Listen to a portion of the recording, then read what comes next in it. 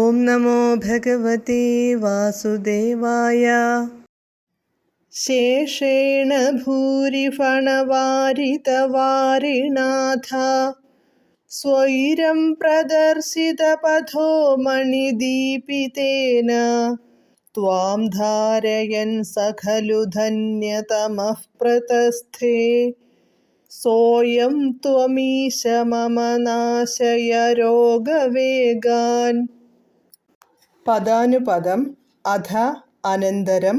ഭൂരിഫണവാരിതവാരിണ വളരെ പത്തിവിടർത്തി മഴയെ തടയുന്നവനും മണിദീപിതേന ശേഷേണ രത്നങ്ങളാൽ ശോഭിക്കുന്നവനുമായ ശേഷനാഗത്താൽ സ്വൈരം തടസ്സമൊന്നുമില്ലാതെ പ്രദർശിതപഥഃ കാട്ടിക്കൊടുത്ത വഴിയിലൂടെ ത്വാം അങ്ങയെ ധാരയൻ എടുത്തവനായ സഹ ധന്യതമഃ ആ ഭാഗ്യവാൻ വസുദേവർ ഖലു പ്രതസ്ഥേ പുറപ്പെട്ടു.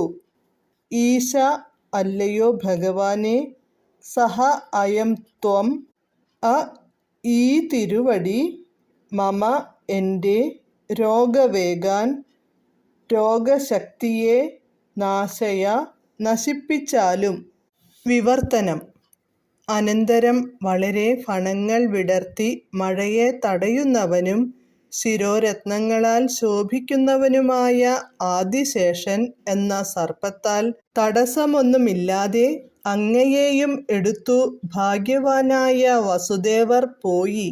അല്ലയോ ഈശ്വര, അങ്ങനെയുള്ള അങ്ങ് എൻ്റെ വലിയ രോഗത്തെ ശമിപ്പിക്കണമേ. ശ്രേഷ്ഠങ്ങളായ സർപ്പങ്ങളുടെ ശിരസിൽ രത്നം നാഗമാണിക്യം ഉണ്ടാകുമെന്നു കവി സങ്കല്പമുണ്ട്. സർവത്ര ഗോവിന്ദനാമ സങ്കീർത്തനം. ഗോവിന്ദ ഗോവിന്ദ. ഹരേ കൃഷ്ണ.